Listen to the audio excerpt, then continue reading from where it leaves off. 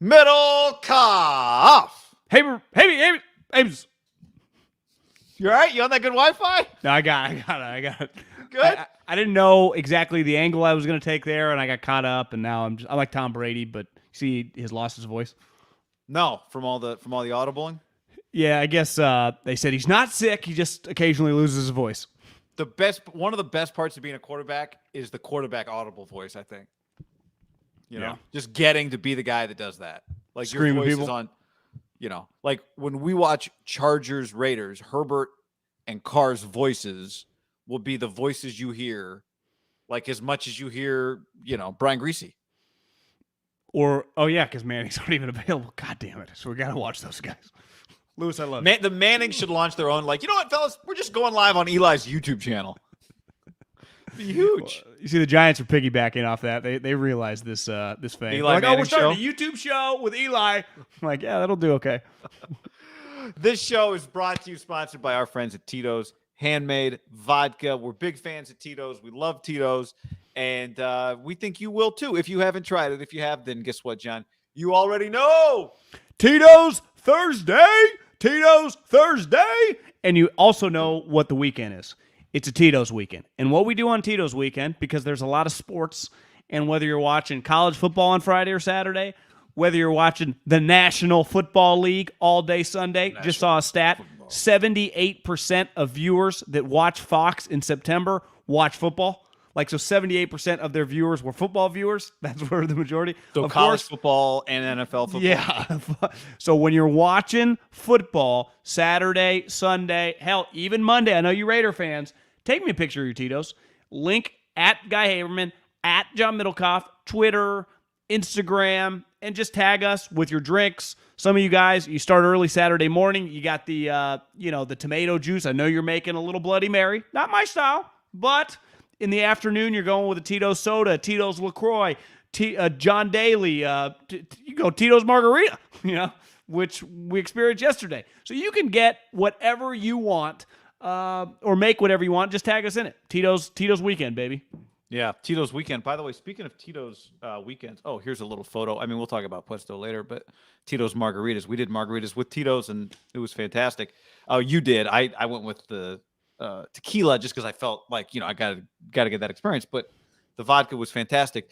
The other thing, by the way, especially for those of you in the Bay Area, but you don't have to be in the Bay Area necessarily, because Tito's, as we've all learned, does a ton of charity work throughout the country. One of their big things, Tito himself, the man that invented it, Tito beverage is the man's name. Yeah, that'll never get old. No. And he's big. One of his big charity initiatives is providing vegetables, fresh fruits and vegetables to areas that have food deserts. So places where low-income places where it's hard for them to get to a grocery store. Maybe a lot of people don't have cars, and it's hard to get fresh fruit and vegetables. So one of the things they do is they do community gardens where people can have access, and they're doing that in a couple weeks in South San Francisco.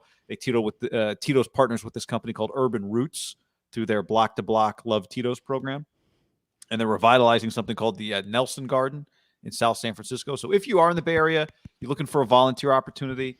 They don't have a ton of volunteer spots because it fills up. But go to Urban Sprouts. I think I said Urban Roots. Urbansprouts.org. Urbansprouts.org to find out more. Just all about getting fresh fruit, fresh vegetables to areas where they're hard to access.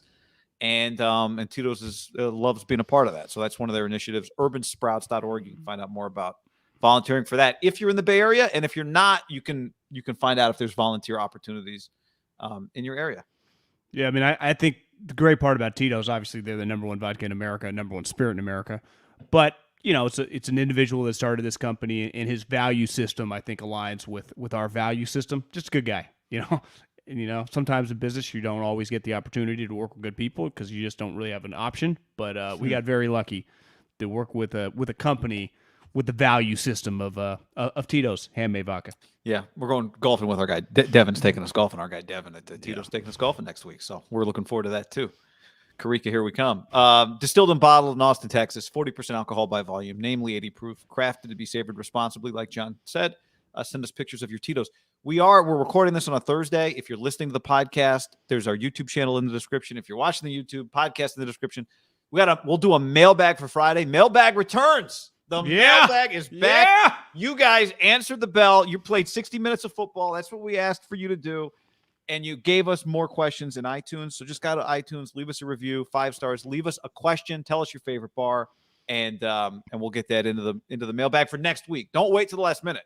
Because iTunes, sometimes it takes like 3 days. They got to make sure you're not cussing or I don't even know what. But it takes a while sometimes for your comments to post. So get them in early for next week. Yep. Do it. And do it now. Leave a review. Also, question, 5-star. You guys know the drill. Yeah. Well, some of you don't know the drill. Some of you are new. No, some of you don't. Yeah. I mean, it's like this whole thing, we learned, that what was the number? 50% of people that watch on YouTube aren't subscribed to the channel. So if you like watching it, like David here on YouTube, subscribe to the YouTube channel. That's good. That helps. Yeah. It's already week 4, guy. I mean, it's flying by. Yeah, week 4, John. It used to be a quarter of the way there, but now it's like, the season's broken up into quarters and one other. Well, I guess it's 2 others because you play 18 weeks. Yeah. So I don't even know what. What week is it? Into quarters and then another game, which that game gets broken into quarters like they all do. Is the college football considered week 4 or are they now to week 5? Or did that week 0 count? What do you consider it this weekend? I don't consider week 0, but it is week 5. But it is week 5 because college football started a week before the NFL. Well, if you're a Cal game, go wave at Haberman. He'll be there. Yeah. Only a handful of teams. So we got to figure out what our lock of the week is going to be this week. We have decided, announcement, dud of the week turned out to just be a dud. No one cared. We got bored with dud of the week. And so it's out, John. It's gone. We're not going to hang on to dead weight here. We're cutting it loose. It clicked in my head this morning. The philosophy on the dud of the week, we should have just gone, whatever the worst game is, we're going to take the team that's getting the points. Wouldn't that have been the right philosophy to do? Like, if you're going to take 2 shitty teams, wouldn't you just take the team that's getting the points? Like, thinking last week, yeah, I mean, why are we taking the favorites in the dud of the week? It was dumb. It hit me and it pissed me off. But it's like, I don't want to bet on the Falcons, but you got to take the emotion out of it. That's the key with gambling. Take the emotion out of it. So there's some really good there are some games I think we got some really good options for lock of the week this week. Tell me if I'm missing any games as I lay these options out. Minnesota +2 at Cleveland or against Cleveland. I think that game's in Minnesota. Yeah. That was a game that we identified early. Mm-hmm. Dallas -4.5 against Carolina. Mm-hmm. Kansas City -7 at Philly, the house that Andy rebuilt. Yeah. The Rams -4 against the Arizona Cardinals. Don't love that one as much as you do. Okay. And the Packers -6.5. They're playing Pittsburgh. That's got to be a pretty attractive game. And I'll throw in, even though I don't have any, I mean, I have interest in this game in terms of betting, but I don't, I think everyone's probably going to bet on the Patriots. Is that 7.5 at last check? I think everyone's going to bet on Tampa. I'm sorry, Tampa. I was just thinking of Brady. Everyone's going to bet on Brady, but here's my problem. I think that's the right bet, but I mean, Bill has been preparing his whole life for this. But the problem is Bill is preparing his whole life for this, and he's got Mac Jones at quarterback. Yeah. So anyway, anything you love in all of that? Anything you really like there? Okay, mybookie.ag, promo code HAM1, where we gamble. My favorite bet of the week, and it has been, is Minnesota +2. I just think they easily could be 3-0. They've missed some kicks. They've just played well. Cleveland's coming off a really, really big win, just where they got a bunch of praise for just basically it felt like they ended Matt Nagy's career, even though he didn't get fired. Like they just put the nail in the coffin. Now he just has to play out the string. I just like the value here. At home, that place going skull, that place rocking. They're playing well. That's my favorite bet of the weekend. Minnesota +2. It was the first game that stood out to me. My question is, as we tend to in lock go, what's the best team against the worst team? Is Kansas City -7 at Philadelphia? Of those 4 teams, is Kansas City the best team of those 4, and is Philly the worst team of those 4? I'd answer yes and yes, even though Kansas City's working through some stuff. Here's what just hit me. We had talked about before we got on the podcast, we're going to take $400. What we've been doing is the lock of the week, we put $300, the dud, we put $100. And I'm like, why don't we just split it up 200? Why don't we do this? Put $300 on the Chiefs and then put like our dud on Minnesota, but you want to take a money line or you just want to take the +2? That's a good question. I mean, I could see them winning the game. It just, to me, the +2 feels like fantastic value. But yeah, it is good value. Would you like that? Would you feel strongly they're going to win the game? Well, I mean, I mean, I like them to win the game. Okay, I'm okay going money line. Isaiah on YouTube says, how about Dolphins -2? Dolphins are at home against the Colts. That game's just weird to me. I don't like the feel of that game on either side. I got no don't feel. either. I think the bet would be +2. Are the Colts really going to go 0-4? Are they just going to go down like a whimper? To me, are they? Yeah, I mean, it feels like this is the time that most people would bet against the Colts. Is that what you're saying? Yeah. Yeah. So I'm going to stay away from that. Okay, so I think that was a very quick agreement here. Kansas City -7 and Minnesota money line. Do you want to split it up 200, or you want to go heavier on Kansas City and just ride the blue chipper? Or do you want to parlay it? My thought is 200 just evens out our risk a little bit, since we're trying to get this thing to. I feel like we've been a little herky jerky. We have not gotten our momentum going. The Niners pushing against the Lions really just started us off on the wrong foot. That's where I think just do what we've been doing, $300 on the Chiefs, and just put $100 on Minnesota. Because at the end of the day, Cleveland is good. I mean, they're a playoff team. That is somewhat risky. Like, they are good, Kansas City, that's our philosophy. Andy is coming home, just fucking was in the hospital. They've lost a couple games. Like, I could see them trying to throw up like 50. Yeah. I would go bigger in that game. Okay. Is the way I would think about it. Good. Convinced. Money line, better team. Minnesota, or you like the value +2? I mean, I like the value, but if now we're going a little smaller there, so let's go money line. Okay, I'm in. Okay, there it is. MyBookie.ag promo code Hammond, the number 1. Should we place the bet today, or do you want to wait just in case? You never know, get a positive or something, Mahomes out, we'd be in trouble. Yeah, I mean, the question is, does that game get to like 7.5 or 8 or 9? Yeah, what probably happens not 9, there? But let's do it early. I'll do it today. Okay. There is just risk involved when you do it early. You could jump in right. Would you have something else there? No. You can jump in right now as well on Sunday Night Football. I'm sure that's going to be a heavily bet game. As it is right now, it's Bucks -7. How about Patriots +250 on the money line? The problem is the Bucks had just lost last week. Yeah. I'd have a hard time seeing that, but it would be pretty incredible if Belichick beat Brady. Even if Belichick never makes the playoffs again, beating Brady at home would be a pretty big moment for him and the Belichick family. Yeah. Speaking of Tom, John. Speaking of Tom Brady, childhood 49er fan, a report. I already purchased Seth Wickersham's book. It hasn't come out yet, but I pre-bought it on Audible. I can't wait for this book. I don't know if anybody else is into it, but I have a feeling a lot of people will be into the book. It's called It's Better to Be Feared. Mayoko had an excerpt of it. Eric Branch had a little more of an excerpt of it. It turns out that Tom Brady called Wes Welker and said, I want to come to the Niners. He basically put himself out there as the buy now button on eBay, where you don't have to bid. Like on Amazon, it's just a one-click purchase, 2 years, $50 million, and I'm there.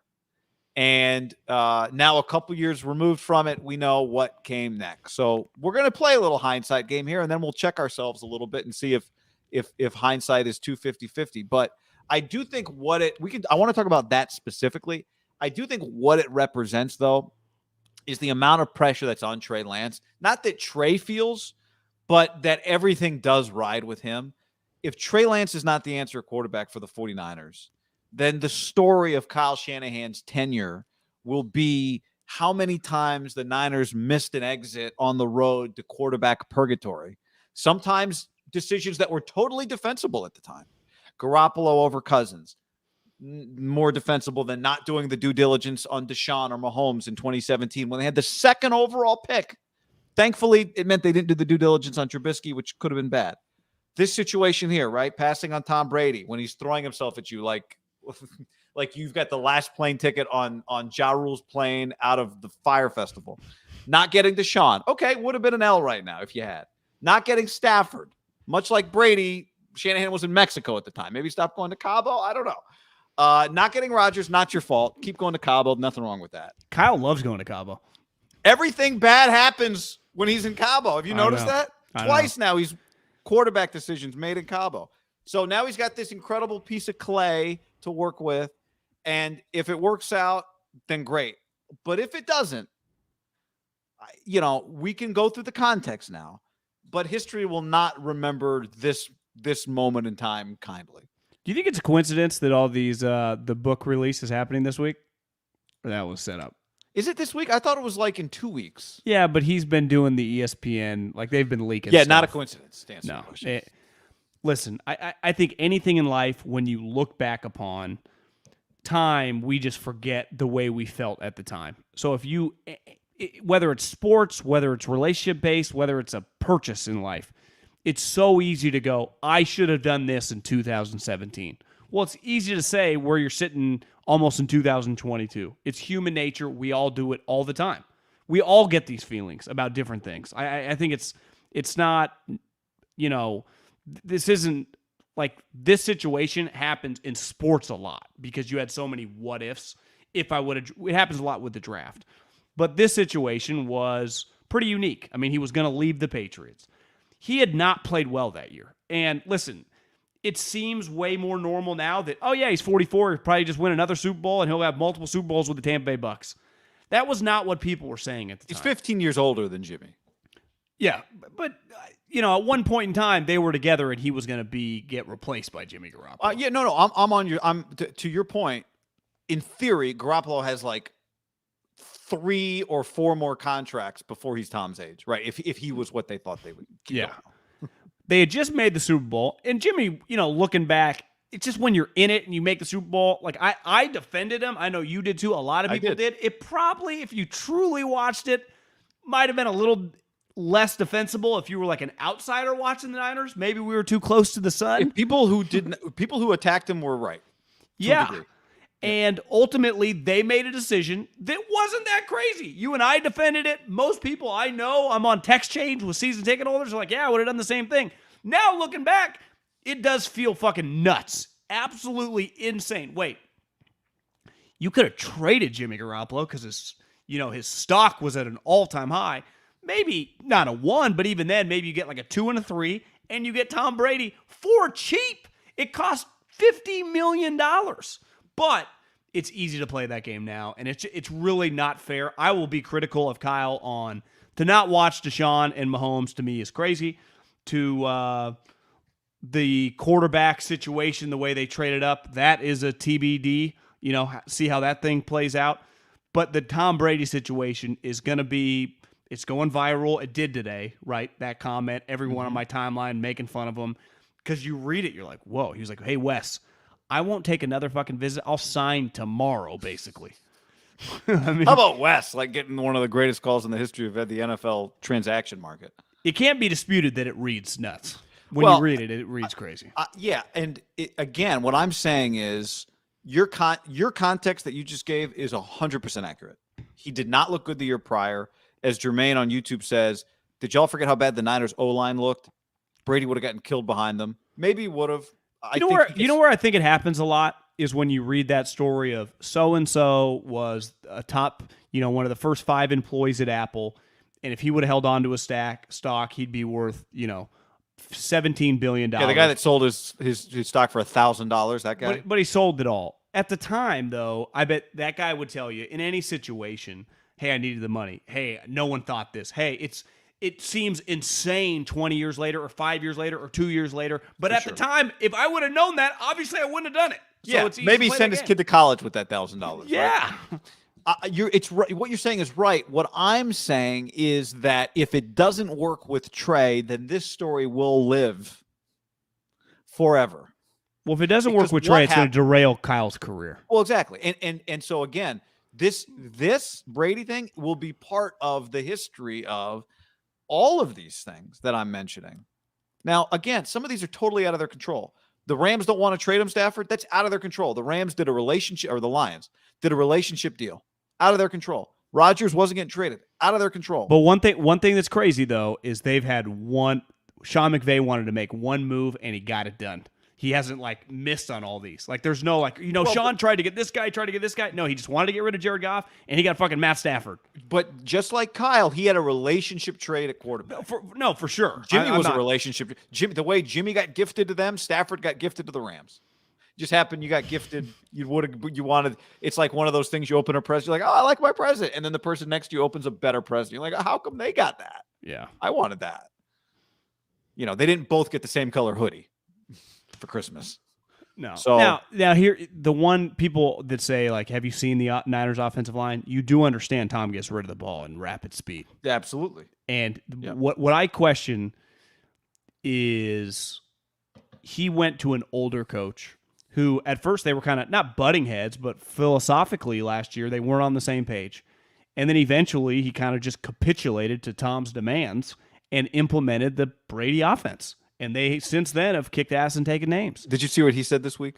That he stole the offense, that the Patriots stole their offense? They were running our stuff. So I don't know if Kyle and Tom would have 100% worked. Because Kyle's still trying to prove himself. Like, Arians has nothing to prove, right? Arians is 67 years old, heart troubles. He's won a Super Bowl as an assistant coach. Yeah, his whiskey. Yeah, I don't think it would have been as smooth. Now, that if it didn't, that would be a reflection on Kyle. And who knows? Maybe it would have gone fine. But do you think that would Kyle have mandated that Tom just run his offense? What if Tom wanted to run other parts of his offense? He might have, but I also think Kyle does the whole cliche of put your playmakers in position to make plays. I don't think he tries to do like he does. Tom's not a great scheme fit in the offense moving around, right? No, he would have had to make some changes. But again, he made changes for RG3. If you're willing to make changes for RG3, you'll make some changes for Tom Brady. But I would say this, the core tenets of the offense are the boot and the waggle actions. It did fit, right, yeah. I do understand where Kyle goes, like, I don't really see this. This is working. That might have been part of it, because they weren't the only ones. The 49ers weren't the only ones that said, nah. Raiders passed. Yeah, well, their guy might be the MVP this year. Yeah, but I'm just saying at the time, no one would have been like, would you rather have Tom Brady or Derek Carr? Yeah, right. At that time, they made that decision too. You're right. But Tom's still better than Derek Carr right now. Now, he threw 40 touchdowns last year, as many as Russell, second only to Rodgers, and he leads the league in touchdowns now. Yeah. Yeah. Do you expect him to just have a huge game Sunday night? I don't count him out for anything, but I do have a ton of respect for Belichick. And just an individual game doesn't prove anything necessarily, but anything can happen in an individual game. What would you guess the get-in price is for this bad boy? It's hard. Have you seen any numbers? I don't know what their tickets normally cost, but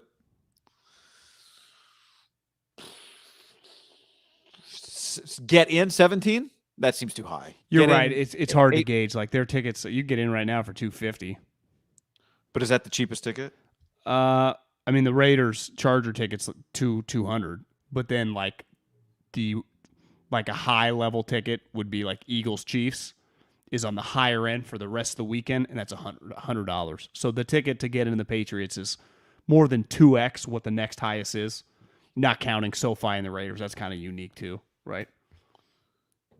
Given the Raiders have a bunch of fans in LA, the new stadium, high price in LA. But I think there's not another storyline in the NFL that comes. No. But my point is, if the Patriots this week were playing Denver or Atlanta, you probably get in for $80, right?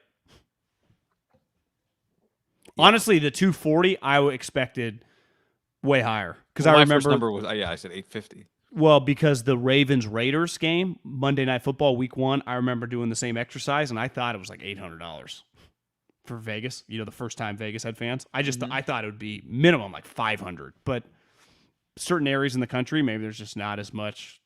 People just aren't going to pay $500 to see Tom Brady. It's like, guys, even if I had the money, I'd be like, I saw Tom Brady play 17 times, over 20 years. You could argue. Also, their team is the Patriots. Their team's not that good right now. It makes sense, I guess.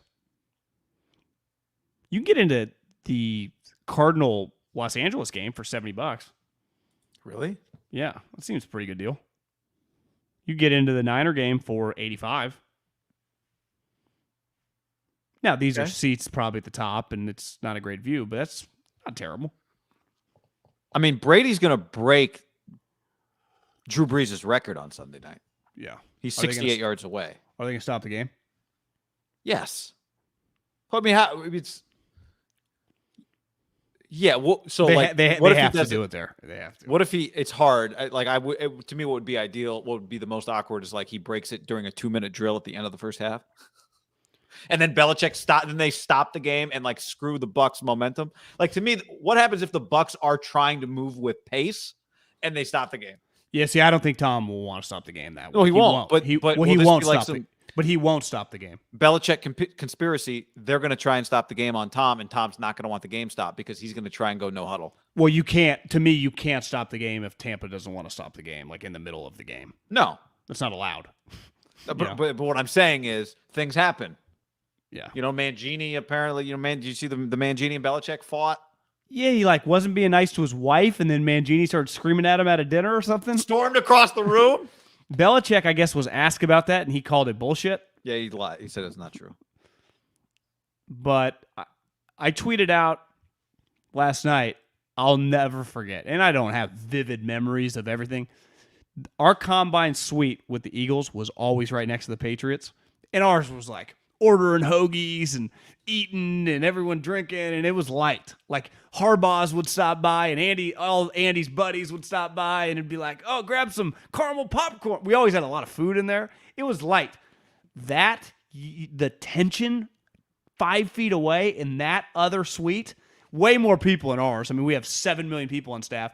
They have like 5 total coaches, Belichick, a couple of little Belichicks, Casario. I mean, that place looked miserable, guy. That is tight. Because one of Wickersham's thing is that's a miserable building. And Tom was tired of the misery. And you just see Bill. Bill is a miserable SOB. Tom wants to win this game bad, but I also think Tom probably would love playing the 49ers in the Super Bowl.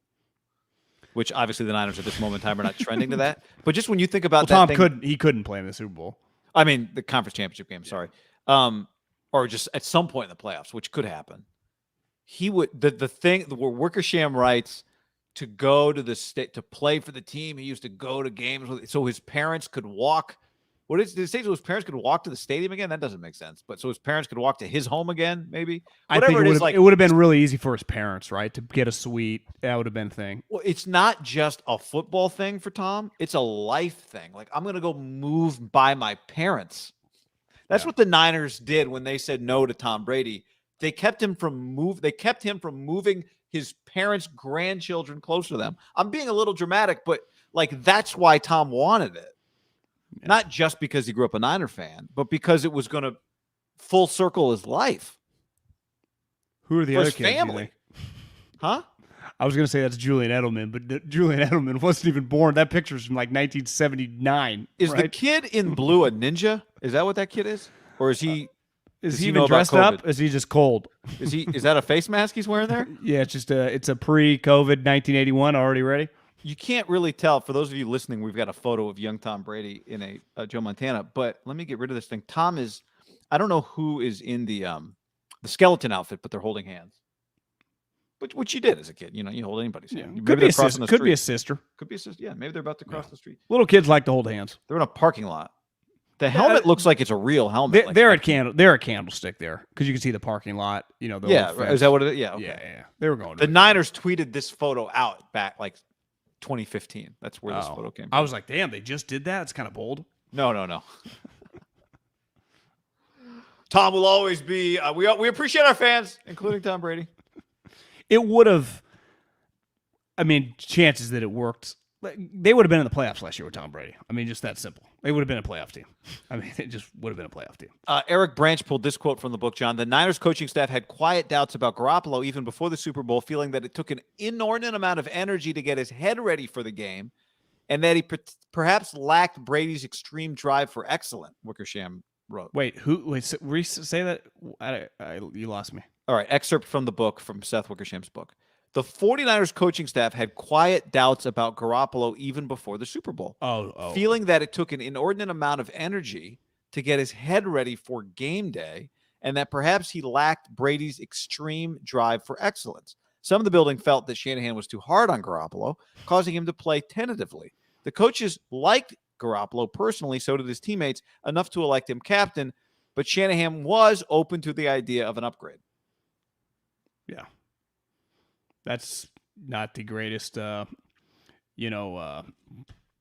commitment to a guy, questioning if he could get ready for game day. That's pretty Mentally. nuts. Like, yeah.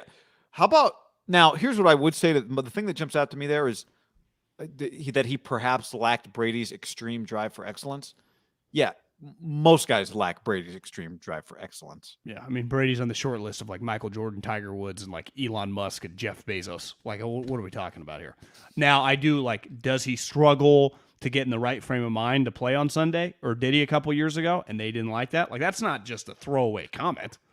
No, but part of a coach's job, right, is to understand, John, I motivate John this way. I motivate Guy this way. They're different. One thing coaches used to tell me on the Raider staff was Derek early on, I think he's gotten a lot better at this, would get so hyped.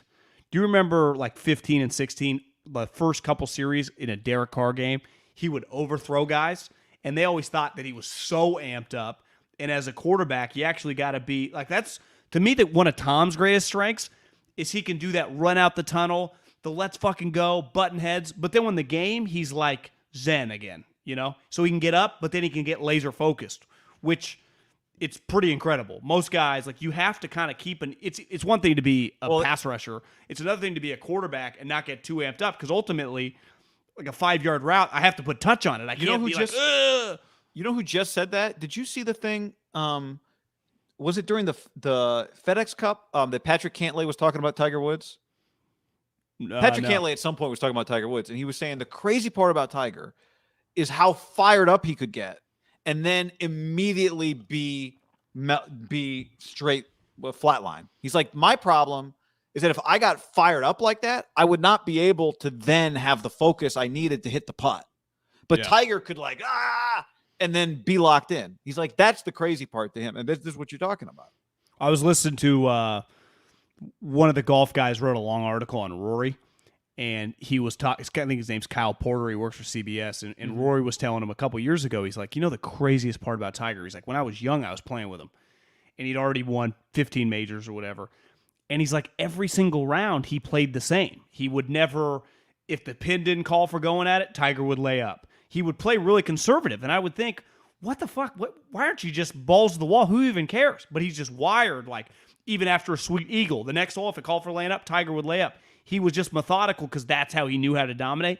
No different than Tom. Like, his greatest attribute, Dilfer hammers this all the time with, like, the Bradys and the Mannings. They have no problem dumping it off every single play to go on a 17-play drive and beat you.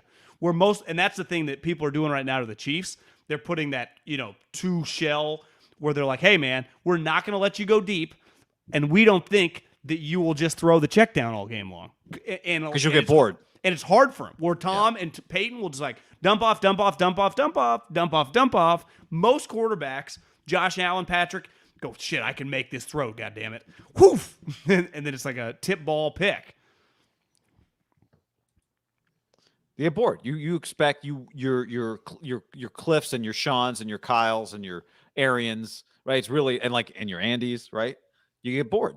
Yeah, you get bored. And quarterbacks get bored. See, I think what makes the Brady and the Manning the best of the best, and even Rodgers falls into this category too. I think he's turned into this as a player. I guess he's really been accurate and doesn't turn the ball over that much. He goes, I'm going to make you guys change. Eventually, you're going to give in and be like, fuck it, just bring some of these safeties up, and then I'll hit you, right? You think I'm going to crack? No, you're going to crack, right? Right. And maybe Pat and and Andy just like, yeah, whatever, keep playing that show. We'll eventually beat you deep. Well, it's a very boxing attitude, right? Yeah. It's like, can you, if you're fighting a patient boxer, stay patient the whole time? That's hard. Well, think about most people in football, in the sport of football. Alpha male is aggressive, right? Even if you're a defensive coach and they're known as being conservative on offense, but most defensive coach, like Mike Zimmer, old school defense, he's known for blitzing. Like double A gap blitz is like his go-to thing, right? Blitzing. Go take what's mine. So in his mind, he's a knockout guy. Yep. But they just there's this the chess match of coaching. That's what makes Kyle fascinating, right? Because he's the run game guy, but really he's setting up for a big play that he can scheme open to get an easy touchdown. So it's really what makes football the best. The coaching aspect of it, and the quarterback is an extension of the coach on the field.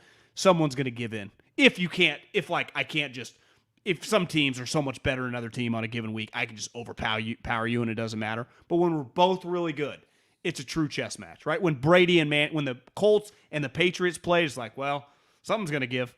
Well, you know how everyone on the sidelines always doing this? I was talking to Bill Musgrave the other day. Yeah. I was asking him to explain some football, and he said it's as simple as this. Football is a chess match between the safeties and the quarterback. That's where it starts. The safeties and the quarterback. Can your quarterback figure out what the safeties are doing? Can your safeties disguise safety? Because I don't quite understand well enough. Because the safeties give away the coverage. Safeties give away the coverage. I heard Brandon Staley today talking about how they try to make, like, their whole defensive philosophy is we try to make it all look like zone. Again, I heard a clip of it, and Brandon Staley, I might be misrepresenting some of it, but basically what he was saying is we want it to look like something that it's not, so we make it look like zone, and then you don't really know what people's responsibilities are necessarily. But he was talking about his safeties. Anyway. Because the corners are always lining up over the wide receivers, right? It's not like the corner's ever like with his hand in the dirt or by the linebacker. Oh, right. The corner's always in the same spot. Yeah. The safeties, now you can get a corner to show if you bring a guy in motion, right? That's why a lot of teams bring the motion. So if you follow, I know if you pass it on, you go zone. But even Brandon Staley said, my wife at home can tell you if they're in man if they send somebody in motion. Yeah. Oh, he said that? Yeah. It's like, damn. Good relationship there. I don't know. All right. Niners Seahawks this week. This is God, this is one of the great rivalries in sports going, John, and has been for a while now.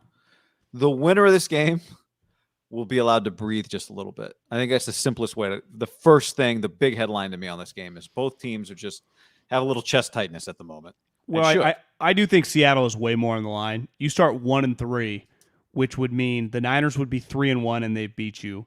Whoever wins the other game would be undefeated, right? And you'd be 1-3. They would be big behind the 8 ball. It's crazy because the Niners are coming off a pretty gut-wrenching loss where, let's face it, they didn't play that well. They were lucky to even make it that close. So they have a lot of urgency just to play better. And really, beside, a couple quarters in the Lions game and just a physicality in the Eagles game, but I don't think like they've played high-level football, that they have a lot to. You're going to lose back-to-back home games to start the season. Seattle's going to start 1-3. Like, at the end of the day, the Arizona-Rams game, whoever loses, unless they have a major injury in that game, it's not that big a deal, right? You'll be 3-1. You've played pretty well. You'd be like, our one loss is to a division rival that's undefeated. It's going to age pretty well, especially if the game's within like 10 points. This game, we will have some strong takes after the game on the loser. If it's Seattle, it's like, I wouldn't count them out, but they are fucking way behind the 8 ball. If it's the Niners, you go, well, they've played 2 good teams now, and they've lost both of the games. So how could we call them a playoff team currently constructed? I couldn't.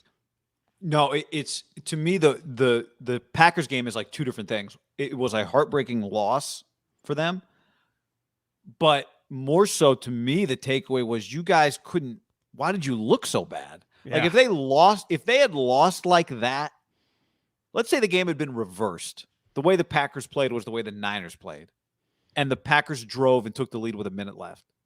And the Niners didn't have a game-winning drive. The Packers just won. You'd walk away and go, heartbreaking loss, but looked pretty good. Like you could, like the Packers are going to be able to live with that loss. Yeah. Right. Because they got their best players, 2 best players rolling, right? But this is, and again, this is like same deal here on YouTube. Russell Wilson, Floor 9 Bloodline. Russell Wilson lives in our head rent-free. He's the fucking boogeyman to us. Russell Wilson has beat the Niners more than he's beaten any other team.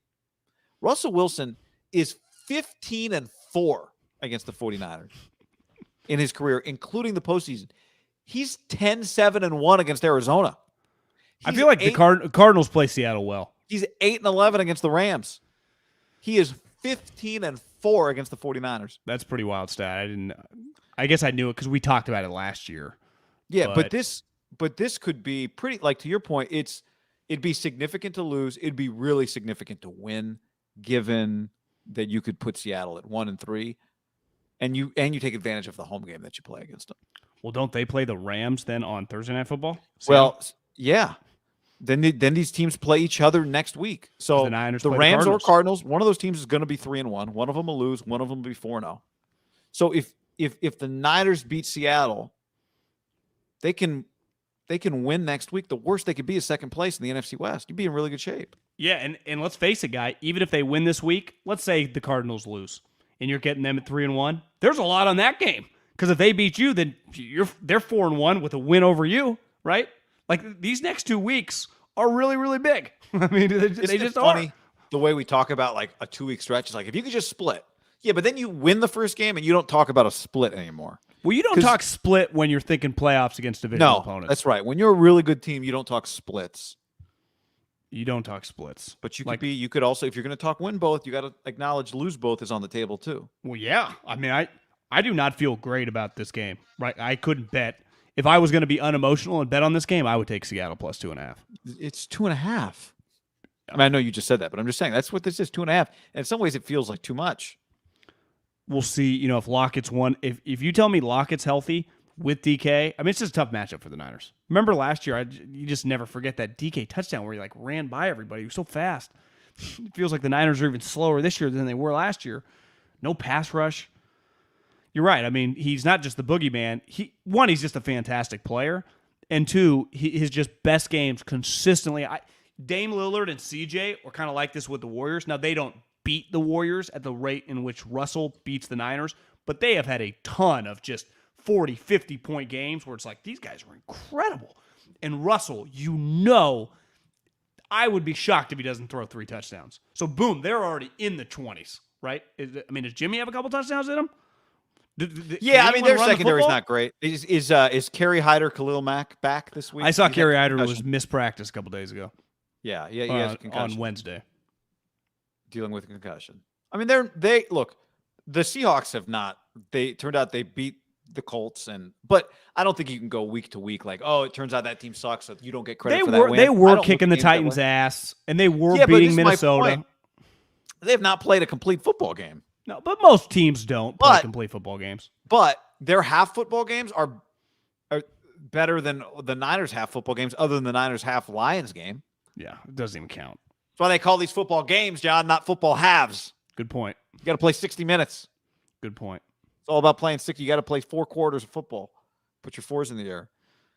So, I don't think you have to play a perfect game to beat Seattle, even though it always feels like with these Niners Seahawks games coming in, like you got to be perfect. And then it turns out like a bunch of crazy stuff, weird stuff happens. So I don't think you have to be perfect, but they better get more of a pass rush than they've had. And Russell historically is like scrambles around, right? So it's just. Sharon says you guys sucking off a 1-2 Seahawks team. Steve says Seattle giving up 440 yards a game. Shanahan has no excuses. I agree. The offense, like Jimmy, I'm tired of acting like Jimmy's playing well. He makes a couple good plays. When have we been acting? But we haven't been acting. No, I'm just saying, like Kyle's saying this. Maybe just Kyle saying this. Like, Jimmy's got to play a good game. Trying to get his head right. Because if he doesn't play a good game, I mean, that's part of coaching tactics.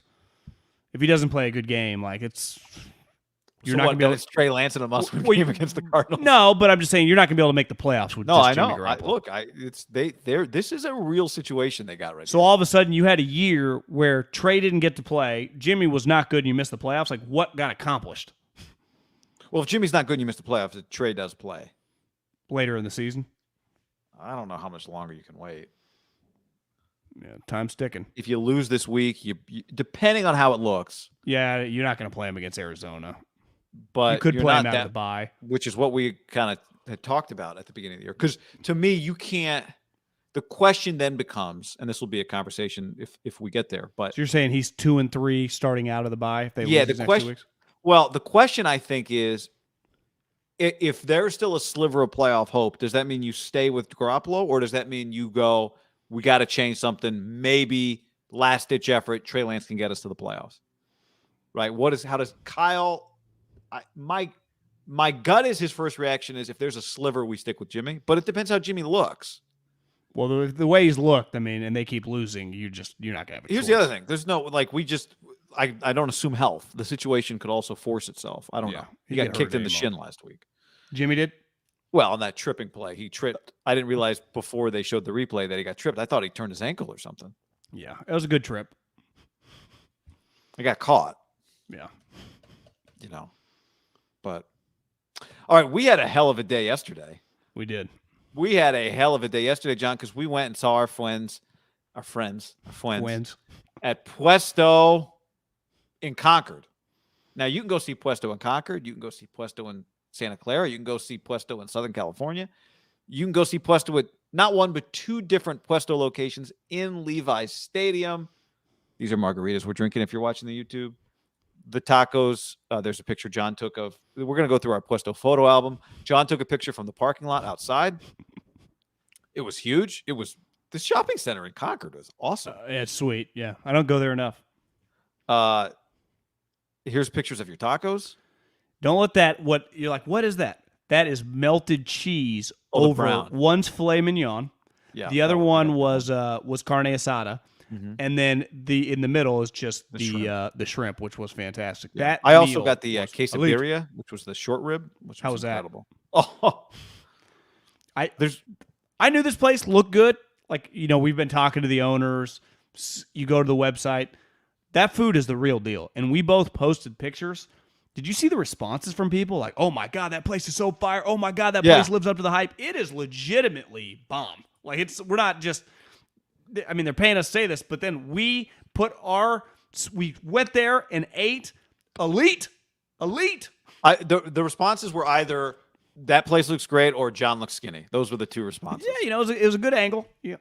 Slender cough, says Brandon. Honestly, it's if you live in the East Bay, it would be a really good place to take a date, take your wife, take a couple buddies, go hang out. Yeah. The bar setup is fantastic. You're right. The restaurant is enormous, and they were telling us, was it Devin telling us that the restaurant in Santa Clara is even way bigger? Yeah, though Devin works for Tito's. He just came with us because he loves Puesto. Our worlds collide in a great way. But look, Eric and Alex took care of us, which was great. The people there took care of us. They were awesome. And we ordered a ton of food. Did we get the taquitos, which were like the size of hammers? They were huge. They were bomb. Fantastic. Puesto, ton of taco options. The signature Mexico. I do that every time. Mexico City style crispy melted cheese. That's gotten award after award. I don't eat awards, John, but I eat food, and it gets my tummy award for delicious. Yes, it's the tortillas made in-house daily. We went with the what's the big guac, which has like these chunks. Oh, these chunks of cheese. Cheese, yeah, but it's what's the Parmigiano Reggiano? Yeah. So get that one. I can't recommend this place enough. If you have a Puesto, obviously, if you live in South Bay, if you live in East Bay, you should go. If you are in Southern California, you should go. And if you at the 49ers, get a taco. Yeah, Joseph here on YouTube says going to the Huntington Beach location on Friday. So sections, did you say this already? 110, 129. 110, 129. Or if you're going to Petco. Petco, yeah. Well, they're coming down the home stretch. I know, it's the end. Really thought they were going to pull it off. Well, Bochi will be there next year. That's true. They got the quesadilla taco, which is the one that I had the Bray short rib highly recommend. The asada, the tamarindo shrimp. They don't have the same tacos at all at both stands in Levi's. Obviously, you can get their full menu wherever you go. The margaritas, you and Devin did a Tito's sub on a couple of them. Then you went with the what's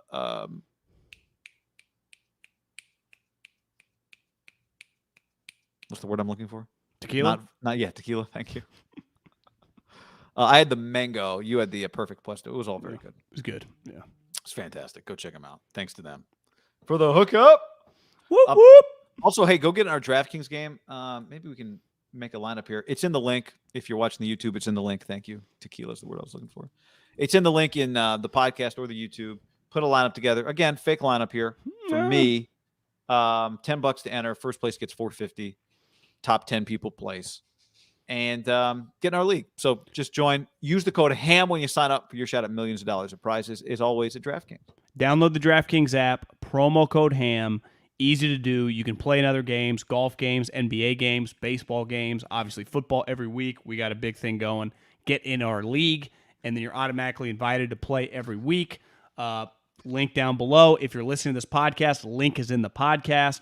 If you want to join and play in our game, $10 to enter. Again, download the DraftKings app, promo code HAM. Really easy to do. Let's roll, baby. I just pulled up our league, the Haberman Middlecoff League all-time leaderboard because it's been going for over a year now. We have, let's see the winningest people. So Fred 21. Fred has played in 41 contests, 1 win, but he's made almost $1,900. Is he a ringer? Like who is this guy? He's placed 7 times, so he's had some big places. BCM, this person actually tweeted at us the other day, so I know they're a legit listener. 39 contests played, $1,300 won. I'm gonna keep an eye on this Fred character. That's fishy. He's making $2,000.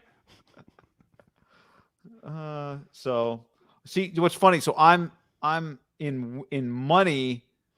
I'm whatever, like 12th. I bet you are. No, I'm not. I bet you in points are pretty high. I've nothing to show you're for it. 18th all time in points. Yeah, 46 games played, $200 made. Your yards per carry are low. You know what sucks though, guy? It's like I have a lot of yards in a game, but I don't score that many points. Yeah, it's like okay, he's like Jameis on the Bucks. Like he throws all these yards. Who cares? I want the money, guy. I want the money. Baby zone. You want to be good in the baby zone. All right. Next up, I tweeted today to see if people knew, and people do know. People are aware of this game. I said there's a sneaky big game in the NFC this week. Do you know what it is? And a lot of people got it right. The answer is, I mean, there's a lot of good games, but the answer is Carolina-Dallas. Because Carolina, if they win, is 4-0. And I think if Carolina's 4-0, it's going to be pretty hard for them not to win at least 10 games, which doesn't guarantee you the playoffs in the NFC. But if they're 4-0, that means they just got to go 6-7. They're a 10-win team. So they could get to 11, right?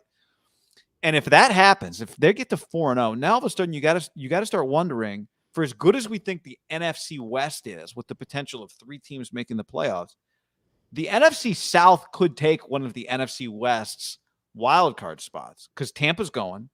We'll see with New Orleans. Well, they're playing the Giants. They're going to be 3-1. Like they're going to win some games. They're not going away. Now, even if you think Carolina's overrated or Darnold or is their defense really, they haven't played anybody. If they beat Dallas, they're 4-0. It doesn't matter to Dallas because the NFC East is a 1-team division anyway, right? Do you like Carolina this weekend? I think they lose. No, I do not. Dallas was going to be one of the games I really like. Dallas is only 4.5. I think I've got to adjust my take. I think Dallas is just flat better than I thought they were going to be. I think Dallas is flat better. I also think Carolina, like Christian McCaffrey is the best player on the team. He's injured, and he's going to be out a while. They also lost their star cornerback, Horn, to a broken foot. Now they made the trade for C.J. Henderson. C.J. Henderson wasn't available just because, like, they're resetting the franchise. He didn't show up at training camp. Like, he had his own issues going on. I actually have more faith in the Saints, but the numbers are the numbers. If they do upset the Cowboys this weekend, which I do think, can you close your eyes and picture Sam Darnold going into Dallas and kicking their ass? No, I mean, the question is Carolina's defense as good as some people think it is? Because right now it's like a top 5 defense. Yeah, if it is, then this is a hell of a matchup, right? The Dallas offense against the Carolina defense. And I think that'll be the key. Like, if they win, then they have to win the way you're talking about on defense. And then you're going to have to think, like, maybe this defense is actually legit because the Cowboys offense is for real legit. Yeah. But if that's the case, luckily the Cowboys aren't taking a spot. Like, they're just going to win in the East, right? That's right. That's it. There's no wild card team out of that division. Well, if you're the Niners or Seattle, you want Carolina to lose this game, right? Exactly. I think all these wild card type teams, you need Carolina to lose. You need Carolina to go 9-8 or 8-9. And to me, that's what they feel like when the dust settles.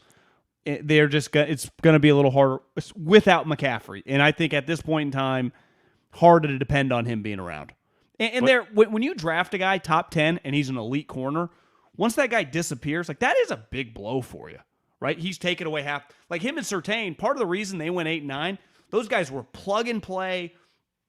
I would lockdown to me gets overused a little bit, but like top 5 corners in the NFL right away. Because really, beside Jalen Ramsey and Marlon Humphrey, there aren't that many good corners.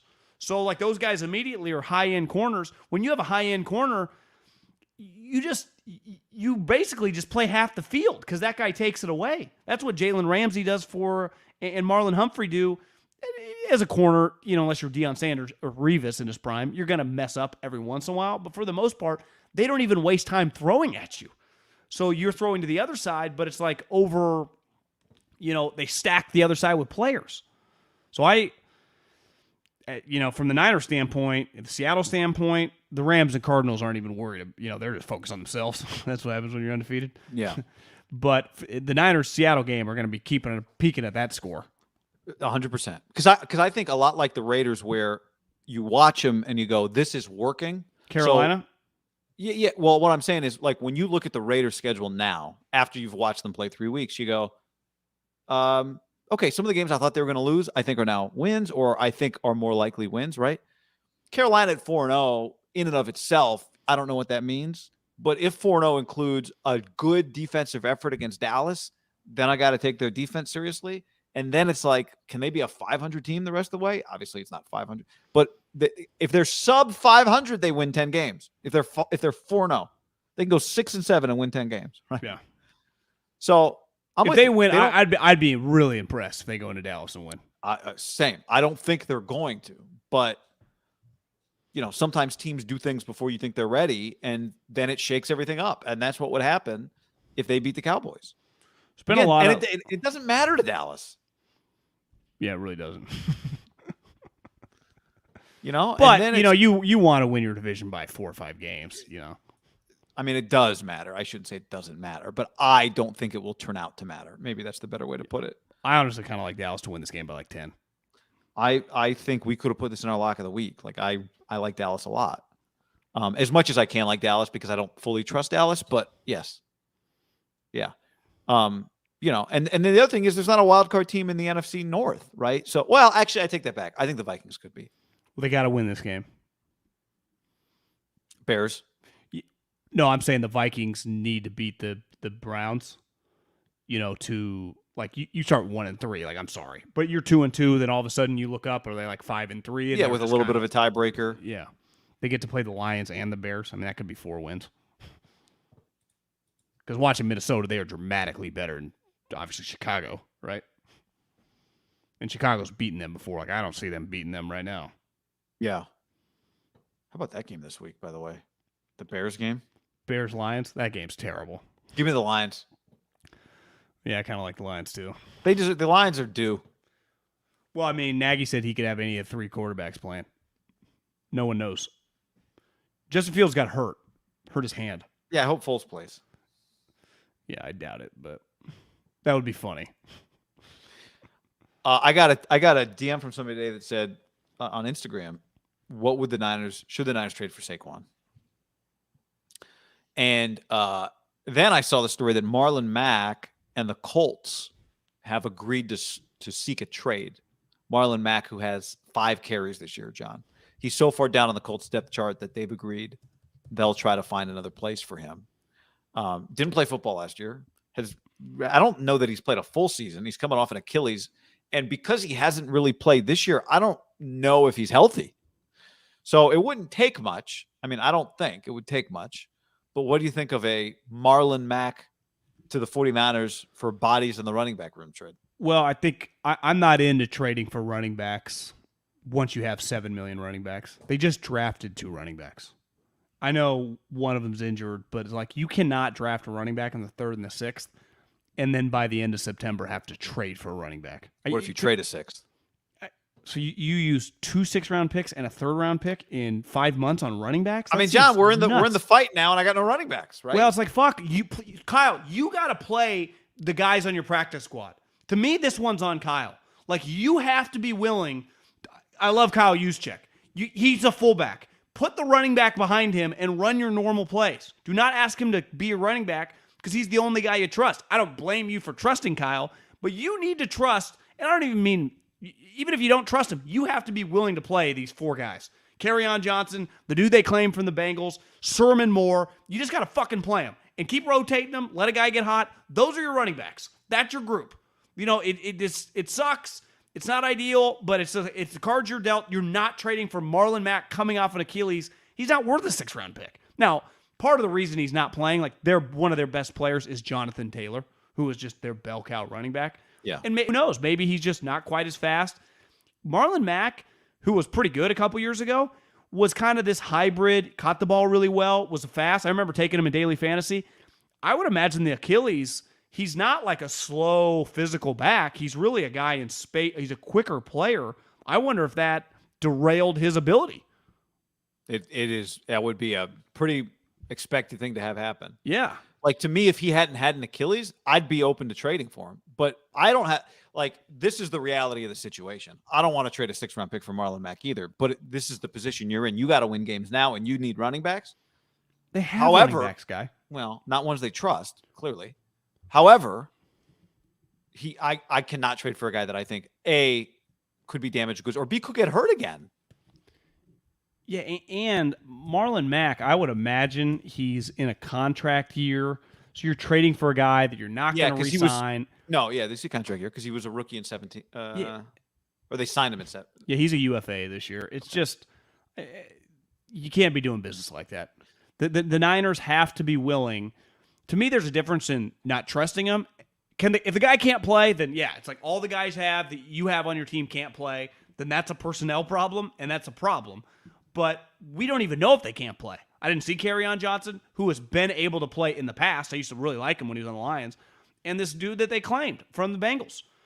Now, the thing is with running backs, if you said like, hey, bro, you can't expect much of a corner you claimed or a right tackle you claimed, I'd be like, yeah, that's true. Running backs, they get claimed and they play that week all the time. Let them play. Let them see.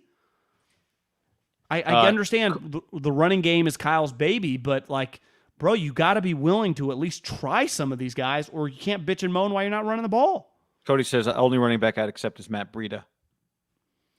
Can't trade for him back. He's got 4 carries this year. Breida? 2 games. Is he hurt?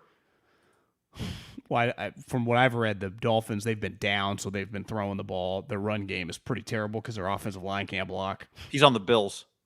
Breida? Yeah. Oh, he's not on the Dolphins anymore? That's what Football Reference tells me. Maybe I'll play in fantasy this week. I didn't know that. Yeah. Just running backs, like unless you have a top guy, I wouldn't even trade for Saquon Barkley because there's no way they're giving him to you for like a 5th-round pick. Which is what you'd want to trade, right? Yeah, and like, is he really that good? He was really good, but the guy I watch now, for the hype, is nowhere near what he once was. Sometimes injuries, that is the one position, right, where guys have an injury and they're never the same. Because there is a lot of like... Except Mark Ingram. I think a lot of it goes into confidence. You know, I got to make these cuts. I got to run over guys. It's really different. At least as a wide receiver, you just kind of running it out. Well, as a running back, it can get in your head really fast. Because if you're a receiver, you're the 3rd receiver on the field. The quarterback still might throw you the ball. You're a running back. You're over here now. It's like, coach, I was just getting hot. How many carries do you need to get hot as a running back? You're like, I don't know, 8 carries. I think the best thing that could come out of this, as painful as it looked last week, is you just might have to force the issue with 28. Specifically with him. Well, hand him the ball then. Yeah, well, they did last week. It didn't look good. That's what I'm saying. It's like, but they might have to. And so he might have the kind of freedom that you're talking about running backs don't usually get, because normally Kyle's got 5 guys. You don't get enough after 3 snaps, whatever, we're going to somebody else. And you don't see the next thing you know, although you can play well, Jeff Wilson Jr. score 3 touchdowns and not see the field for another 6 weeks. Yeah, to me, it's a pretty simple coaching point, Trey. This is not the club. We don't dance. We get fucking downhill. Think Mount Everest, but you've already summited. You're coming back down. Go downhill. No dancing. This ain't the club. We do not dance in this scheme. We don't need you to juke anybody unless you're past the line of scrimmage. We do not shimmy and shake here. That is not what we do. And if you do that, the head coach, he loses his mind, and then he just throws Juszczyk back there, and he'll do that. But it's like the moment I see him, if he's dancing early in that game, I'll just know, like, oh, this ain't going to work. That's a problem. But that's a personnel thing. It sounds like a great early Hard Knocks running back room coach's rant. This is not the club. Hey, no dancing. But it is truly the run scheme where dancing is not allowed. Like, because it's all, they're creases. And the creases as you go, so you run right laterally, and the moment you see a crease, it's 100% down.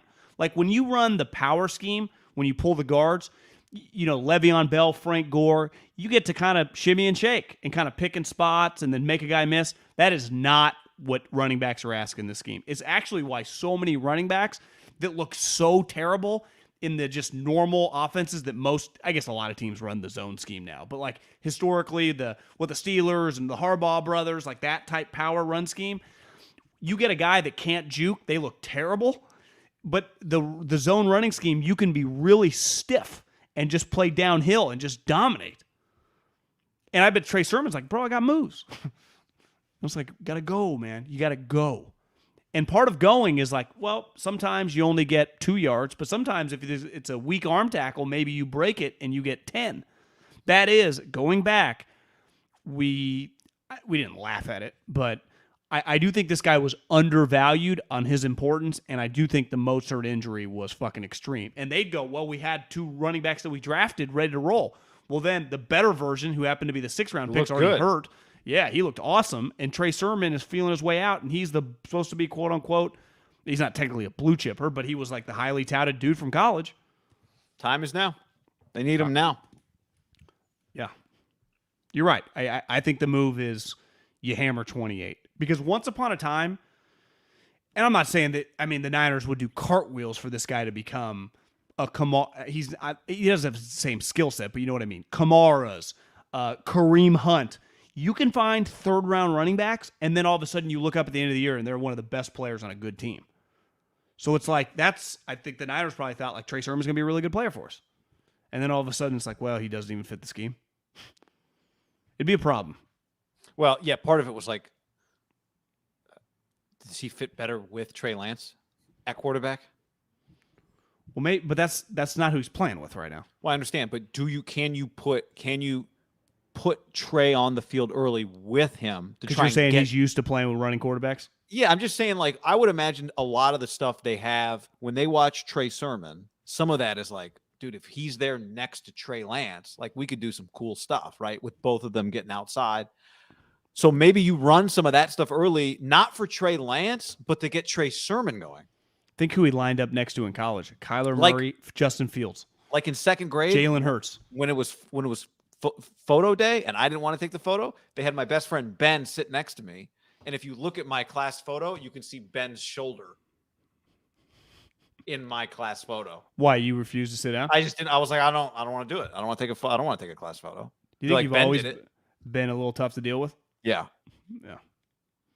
Counter culture. You tell me to zig, I zag. Yeah. I don't blame you. And I fight it. It's why I say things like, Jay Cutler, I think he's got something. It's, you just got to recognize, why do I think the way I think, and when am I doing something just to be defiant? Yeah. And that was one. And I think they had to call my grandpa to come to the school too. Maybe it might have been his idea to get Ben to sit next to me, actually, now that I think about it. One time I remember I wasn't faking. I thought I was sick, and my dad told me to stay at school. He said, go back to your class. He showed up. They called him. Pioneer Elementary, probably 3rd or 4th grade. Wouldn't take me home. He said, I'm not doing it. I don't even. That wouldn't even be allowed. That would probably go on the internet now. Cancel culture. My family might have been shut down. He said, no, I'm not taking him home. He kind of looked at me. He's like, I think he's fine. I don't even think you're allowed to talk like that anymore. Well, the teacher would be like, fine. Well, we don't want him. Take him with you. He's like, yeah, I just think I refuse to sign the release. Everyone was just a little tougher back in like '92. Everyone wasn't as sensitive. Yeah, John, get back to class. Here's a milk. Go. Here's a milk. It'll settle your stomach. You probably thought, like, Dad's coming. I am. You started planning your afternoon. Well, yeah, I was gonna go drink a soda and watch Price is Right at like 10 a.m. I didn't want to stay at school. I was over it for the day. Yeah, back when you used to just get a liter of being sick meant there was immediately a liter of Coke in the fridge. Well, also for me, I would sleep in my parents' bed, big king size bed, and just watch TV. There were only 3 channels to watch. I can't now. It'd be a no-brainer. Like, stay at home. I got a lot. Stay of stuff at home. I'm sitting in the back of class streaming YouTube on my phone with AirPods in. What difference does it make? That is true. It'd be hard to focus with the iPad open. What are you doing back there? Watching Game Pass? I'm just checking in on Socrates. EK Beasley says Sermon's 40 time was too slow for how high they drafted. Not a surprise. He's not an easy fit. Arian Foster was really slow. You just want him to go 8 yards straight. You're not asking him to break 30-yard runs. Arian Foster wasn't that fast, and he was one of the best zone runners going. Top end speed at running back is irrelevant.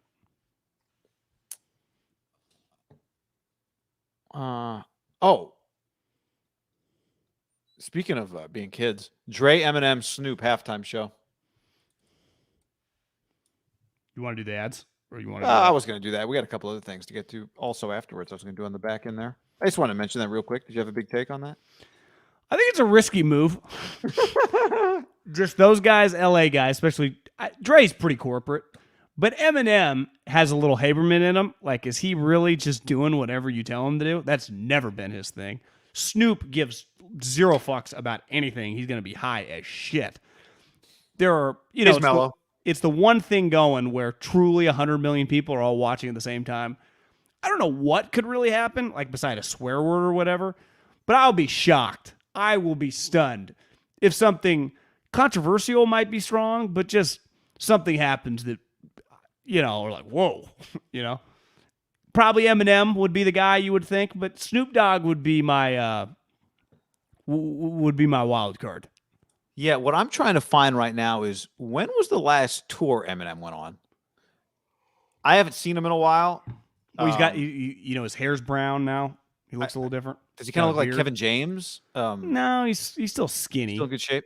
Yeah. I think he's like 50 years old. I just wonder if like Eminem's had some he hasn't been on the stage in a while. If he's got some pent up things to make a little splash. I'm not saying that he has something specific in mind, but just I saw this interview. I don't know what I was watching the other night, but afterwards, Graham Benzinger interviewing Steve Aoki came on the TV. And I was like, okay, what's Steve Aoki have to say? And he said, there is no drug on earth that can get even close to the high I feel when I'm on stage. Sober, stone sober. When you look in the crowd and you see somebody crying because of the experience they're having, and I'm like, they're not stone sober. He's like, the connection that you have, there is nothing close to that high. I'm just wondering, Eminem, hasn't been on a stage. Again, maybe he went on tour 2 years ago and I missed it, but kind of like he's taken a hit of the drug after he hasn't had it for a while. Yeah, he's been out of the loop. Just be feeling it. He feels like he's been out of the loop for sure. Like Haberman on a Puesto Margarita. Yeah, at 2 in the afternoon on an empty stomach. Yeah, you could probably just Eminem is probably going to be the star of the show. But I'm expecting something crazy to happen for sure. Especially the crowd. I guess they'll have a bunch of people on the field. They always do that, right? They bring people in to be up right next to them. It'll be cool. Now, yeah, sometimes rap concerts, here's the thing. In concert, rap isn't always very good. Well, how much of it is actually that? Yeah, it's... But Eminem's unique. Like, he can sound good live. To me, Dr. Dre, is he going to sound that great? Are you basing that off B-Rabbit? Or have you... Yeah, I mean, I've seen enough on, YouTube that he'd be fine. He's talented enough. Well, his voice is sharp enough that it kind of cuts through. It's hard. Yeah, Snoop hasn't sound the same since, 2000. He just doesn't sound like he did in his... Doggy Style is one of the biggest rap albums of all time. He sounds dramatically different now. He just smoked so much it fucked with his lungs. But you think he's going to come out and light up, it's legal. I don't know why. Why wouldn't he? Snoop? Yeah. I'd be shocked if he doesn't have a joint in his mouth when he's on stage. Boise State and San Diego State are staying in the Mountain West. Declined Big 12?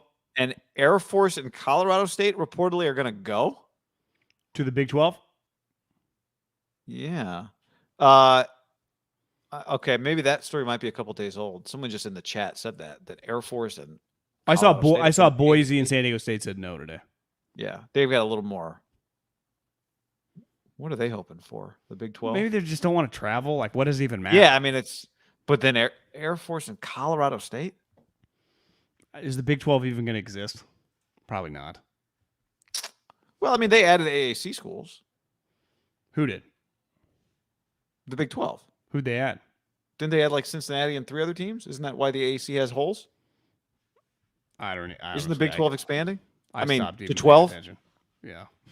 Well, they lost 2, so they were at 10. They were at 10, so they have 8 now. Right. They need 4. What they got 4? I don't know. But yeah, Big 12 added Baylor, BYU, Central Florida, and Cincinnati. Baylor was already in the Big 12. Big 12 added, BYU, Central Florida, Cincinnati, and Houston. That conference sucks. I mean, you're a non-Power 5 now. That's the way I look at you. I don't even acknowledge you as a Power 5. You don't get to claim Power 5 with that.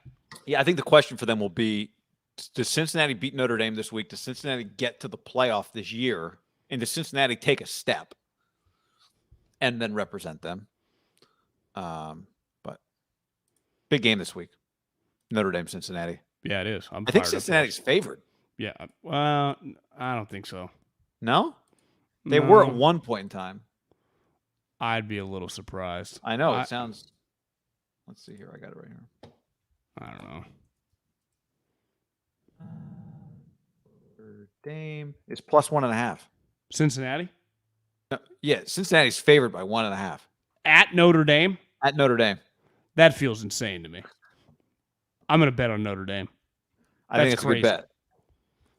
That's insane. John, right now, go to butcherbox.com/ham. And what do you get? Free ground beef for life when you go to butcherbox.com/ham.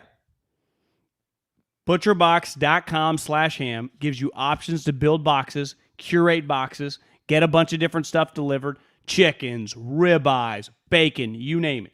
You use our promo code right now, butcherbox.com/ham. You will get, with every box you order from here on out, free ground beef for life. Ground beef for life. Free ground beef for life. Free ground beef for life. For life. For life. How do you beat that guy? I just don't think you do. Wild-caught lobster tail, wild-caught Alaskan salmon, humanely raised pork. The sugar-free bacon's fantastic. Free-range organic chicken, 9 to 11 pounds of meat of your choosing in your box. It's very simple. You sign up, you choose your box, your delivery frequency, and then you choose what's in it.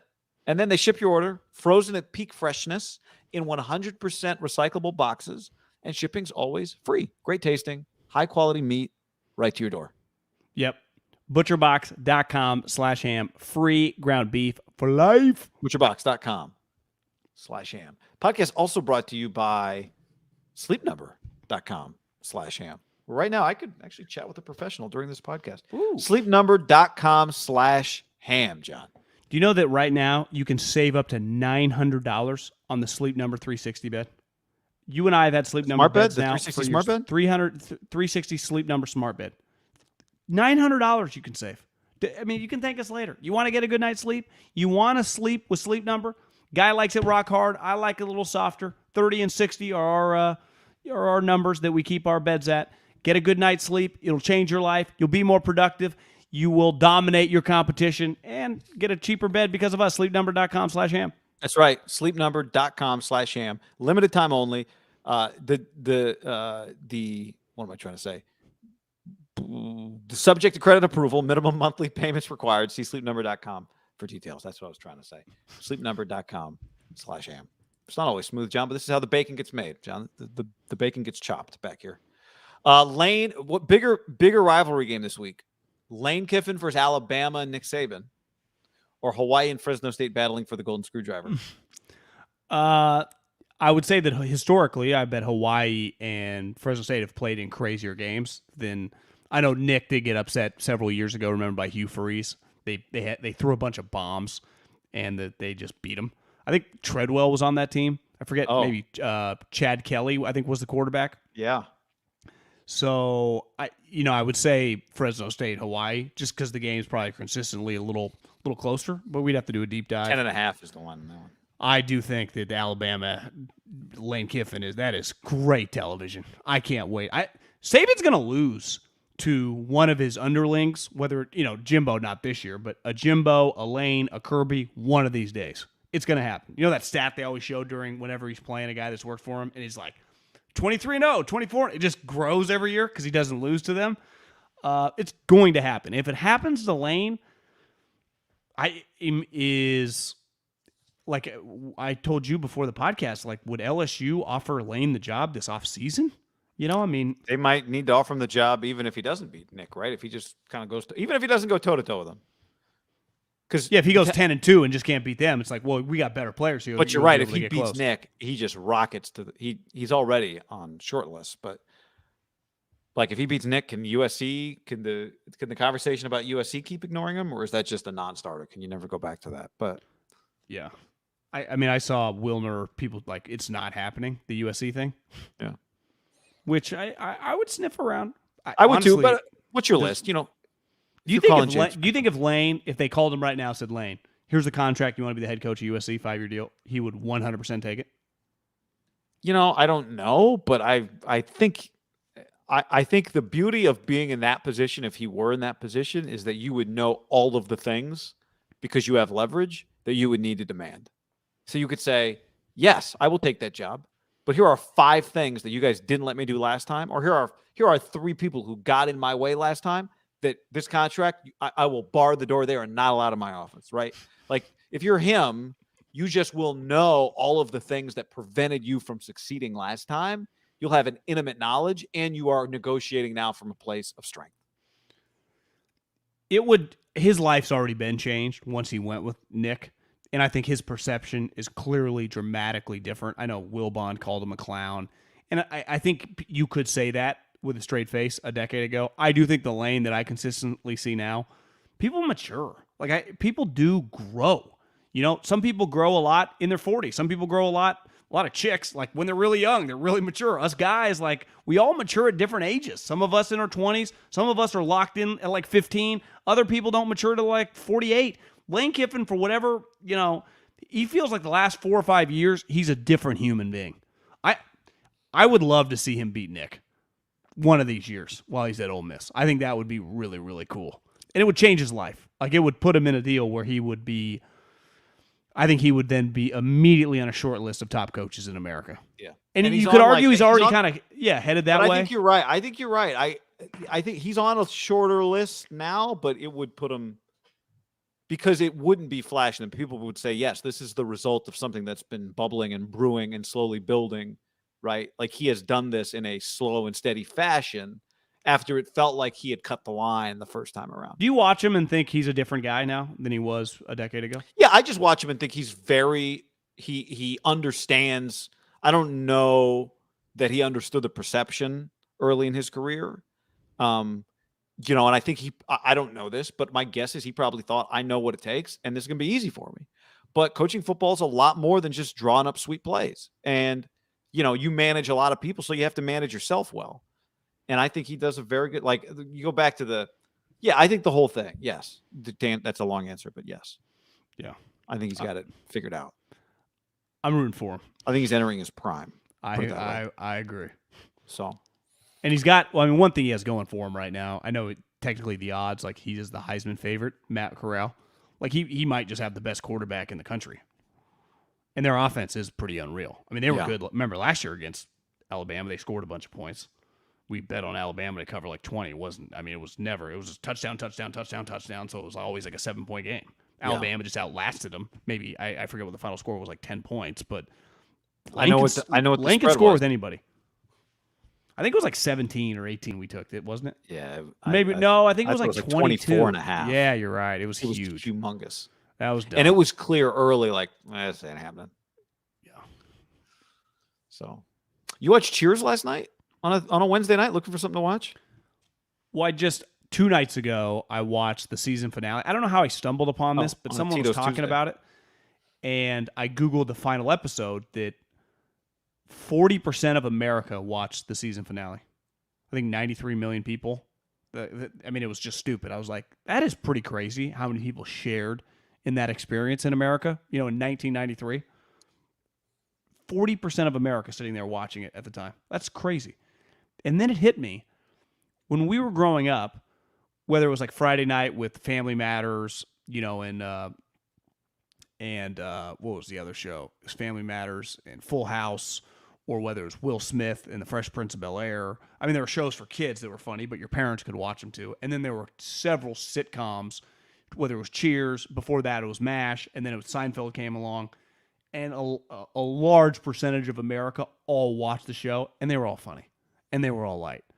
I just wonder, have we lost a little communal fun? And everyone, and again, like when I go out in society, everyone's nice and friendly, so I hate social media is so fake. Like when I go, I went to the gym today, said hi to 8 people, and everyone was in good mood. So I don't try to act like everyone's miserable, because you look at social media, everyone's miserable. But most people, like, you go pick up lunch, like, hey, how you doing? Even people you don't know. I remember a few months ago, I heard Rogan say, like, I moved to Austin. My neighbors, they waved to me now. I never got that in California. I'm like, okay, bullshit. But you're right. That might happen. I do think in L.A. and San Francisco. I also think, what neighborhood do you live in? Yeah. Can your neighbor even see you? I mean, if you're in a $20 million house, he's never out there mowing the lawn. Yeah. So I think you make a good point. I don't even think it has to be funny shows, though, because I would say this. I think if you live next to like Leo or Tiger, you're like, yeah, I just ran into Leo we were just taking out the trash. We started bullshitting for 20 minutes on the Niners. It's like, Leo's got somewhere to be. He's got 7 other homes. Yeah. But I think it's not just about comedy. I think it's about the other thing you said, which is the shared experience. So much of TV is about binging now. Well, just think about it in the context of alcohol. Like, binging and having a drink are 2 very different things socially, right? You hang out with somebody who's binge drinking. That's a very different social experience than having a few drinks with somebody. Because I would use this as an example. Game of Thrones. I didn't watch the show at all. I probably watched an episode. I never got into it. It's not a comedy, but it's also was not a bingeable show, right? It was Sunday nights at this time, and that created a communal experience. And people like, there were like micro economies built around Game of Thrones, right? And I think that's a part of it too. Is like in the VR world, they're trying to create like headsets that make it seem like you're sitting courtside.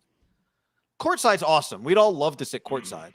But the point of watching sports is not necessarily to get as close to the floor as possible or as close to the field as possible. It's just about being there with people and enjoying it together. That is what games have that your couch, if I'm wearing a headset pretending like I'm courtside, doesn't have. How do you share the experience? Well, what do you think most people, let's say a lot of people in Wisconsin, they'd never been to a golf event and they went to the Ryder Cup. Do you think they've been raving to their friends all week long how sweet it was, how much fun it was to have drinks and everyone draped in the flag? They're like, it was just badass. Yeah. There's a unity element. Energy to that. Yeah, event. It's just fun. Like things you always brag to your friends about over your life are when you go to an event and the event lives up to the hype and all those people at the event tell all the people how much fun it was. Yeah.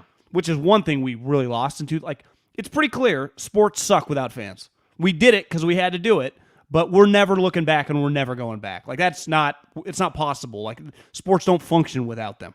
It is a dramatically less of an experience. Like, we lost them and now we got them back and it's clear, right? Like, it's hard to watch without them. I can't watch it. Like, I was like, I remember watching baseball. I mean, John, we didn't need the pandemic to tell us that. If you've, 2,000 people on a Tuesday night, you know that, right? You're saying if you turn on the A's? I'm saying if you went to a baseball game, if you ever went to like an A's Tuesday game, you went, this is not the same. It sucks. Yeah. I think it's a lot like, everything is, and we're part of it, right? We do this content, and if you come to us, then it's a niche that you chose, and whatever. You want your niche to be big. It's more people, but everything is so a la carte that it's harder to get people to try something they wouldn't necessarily try otherwise, right? Like, it's the difference between if you have a party, do you let people choose their own seats? Or some people, like sometimes in school, right, you assign seats to get 2 people sitting next to each other that wouldn't otherwise sit next to each other, and try to create an experience that you wouldn't choose for yourself. If given the choice, most of us, we just sit on the couch, eat. If I could just choose whatever I want to eat, I would just eat hamburgers all the time. But you go to somebody, if you've ever been to somebody's house for dinner where there's no like, you know what? I think I'll have, not a big fan of shrimp. It's like, well, if that's what they were serving, that's just what you ate, unless you had a shellfish allergy, right? But we don't have that. You just call your friend directly. You never talk to their mom. Or at our age, you never talk to anybody else. You just never, their kid never answers the phone, right? No. Well, the kids, like my child, especially if I have a boy, will never have the experience of picking up the phone, calling a girl's house at 15 years old, and praying to God their mother is not as bad, but even that's a little awkward. You'll never have to do that. That's right. Ever. Or trying to call it like 11 p.m. at night and hoping they pick up No, on you the just first go. ring. You just go direct. It's a text. It's not even a call. It's incredible. I got in nuts. trouble for text messages in 2002 that when they were 10 cents a text. And the bill was $700. One other thing, we got you and I have some other stuff to get to, but you tweeted about this, and I think we should mention this. We joke, but we're serious when we talk about blue collar and grinding, whatever. We understand we're not working with hot tar in 118-degree heat here. But Marcus Semien, you and I saw it because we used to watch it all the time at the A's games. I used to be out there every day. You'd come out there a lot. He worked as hard as I've ever seen anybody work at the major league level at a thing because he was really bad at playing shortstop. And Ron terrible. Washington would terrible. go out there. Wash would smoke a cigarette in the dugout. I saw it. I was at Fenway one time. I walk in the dugout, Wash is smoking a cigarette, just waiting on Marcus Semien. Because Wash was always there, Wash was always there early. But Semien would do these drills that major leaguers don't do. Major leaguers don't sit on their knees with the little glove that doesn't have a web in it. It's just you have to use two hands and just take short hops out for day after day after day after day after day after day. He was an awful shortstop, John. Like every time he threw the ball, it was like, he had an error every game. It felt like. How many errors did he have? I want to say it was like He might have led baseball. Yeah, it was bad. well, he did. In my head I want to say 44, but that number is way too high. Did he just set the record? He play second base now for the Blue Jays? Yeah, so he hit the most home runs for a second baseman in this season because he's a second baseman right now. So the Blue Jays now have multiple guys that came from the A's that had historic seasons. Donaldson won an MVP. This guy, how much money did Marcus Semien make this year? Right? Because he went there for a year. It didn't go that well. And then he came back on a one-year deal, and now he's about to cash in. Yeah, I said he committed 35 errors that first year. Is that high? That's a lot of errors, John. Yeah. Shockingly, it actually didn't lead baseball in errors. Chuck Knobloch? He was gone. But yeah, that's exactly what happened. Yeah, incredible accomplishment. I mean, I got nothing but respect. Easy guy to root for. His dad, remember, used to call into our show. Yep. But again, we used to go, if we had a radio show at 10 a.m., so if we got there at 8 a.m., the baseball game wasn't starting till 1. So these guys, I mean, most guys didn't show up till probably 10. He was there often at like 8:30 out there on an empty, baseball diamond by himself with Ron Washington. And he could always hit. That's why he was in the lineup. But now he can really hit. I mean, he's fantastic. I mean, is he going to get like $200 million this offseason? 100? It's a good question. I don't know. I have not really thought about how many years he would get. I mean, he's 31. Is that what he is? 31. 31. Yeah, I don't know. 5 for. It's a good question. I have not even really looked at any contract projections. Are you looking at one? No, I was looking at his wife. She was a volleyball player at Cal. At Cal? Yeah. I mean, she was now. Everyone that I've talked to him several times over the years, but I don't even, he wouldn't know me from some other guy with hair. But I mean, everyone loves him. Yeah. Like beloved. He's got to root for. Yeah. So congratulations to him. Congratulations to Low Neal. Congratulations to you. You almost made it to the end of the week. Go have a Tito's. You made it. We did it, people. We did All right, it. y'all. Thanks for hanging. Adios.